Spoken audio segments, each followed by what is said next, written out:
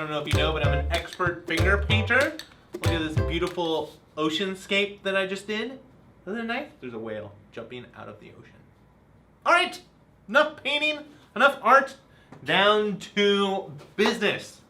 Let's talk about the official guide to the GMAT and more reading comprehension questions. We are looking at question number 4, which is the last question in this series. We've done 1, 2, 3 and looked at the passage.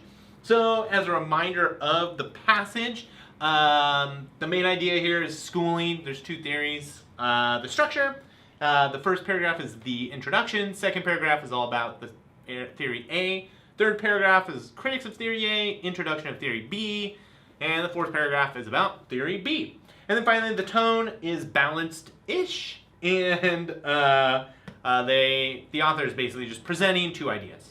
There's not, the author, I wouldn't say the author is biased or has a real stake in any one of them. Question number 4 is a main idea question, and that's because the question says, what is the primary purpose of the passage? That is a very clear clue for a main idea question. That means that our approach is going to be attack the passage, which we did. Rephrase the question. You don't really need to rephrase these, but basically just know what's the main idea of this passage. What's great is you could easily skip number 3 if you're taking good notes and have a good sense of the passage. I already know that it's about 2 theories of schooling. We've been talking about that.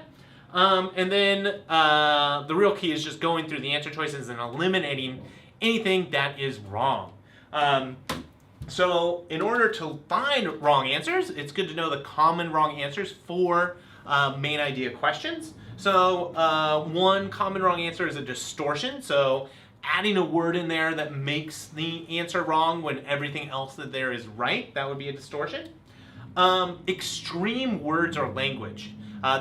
You'll notice these if you're paying attention to the tone of the passage and the author's purpose. The extreme answer choices will stand out because there's something there that just doesn't sound right with the tone of the passage. And then anytime that there is a detail from the passage, so it's something that's in the passage but doesn't really encompass everything that the passage is about, that's going to be wrong. And then finally, anything new. If it's on the topic but not really about what's in the passage, then that's going to be wrong as well. Okay, so let's look at our answer choices. Answer choice A says that the passage is presenting 2 different theories. Wow, great. That's exactly what we're looking for. We've been talking about how the passage presents two ideas. There isn't really any bias there, and it's just describing these 2 theories. So answer choice A is our answer. So let's look at these wrong answers. Answer choice B talks about analyzing techniques. This is new information. There's nothing about techniques in the passage. There is some analysis, but no, you're not analyzing techniques. You're looking at theories. Finally, C, defending ideas. This is a distortion. There are ideas, but the author, again, isn't biased, isn't arguing for one idea over the other. So there's no defense. That is a distortion. Answer choice D, refuting beliefs. This is extreme and a little bit of a distortion too. You might think beliefs could also be theories, but they're not. They're different. And then refuting, again, refuting is extreme. There's no refutation in the passage at all. It's just a presentation. Finally, answer choice E, revealing new evidence. Oh, this would be cool. Evidence. I said evidence. That's weird. So this is new information. There's nothing in the passage about some new reveal that we haven't heard from or knew about before. The theories that are discussed seem to have been talked about for a while. There's even enough, one of them has been around long enough for there to be critics of it. So this is wrong as well.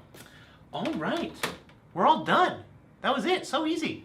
All right, if you need any help with what we talked about, feel free to leave comments down below. And also feel free to head over to gmat.magoosh.com for even more help with your GMAT studies. All right, be excellent to the universe.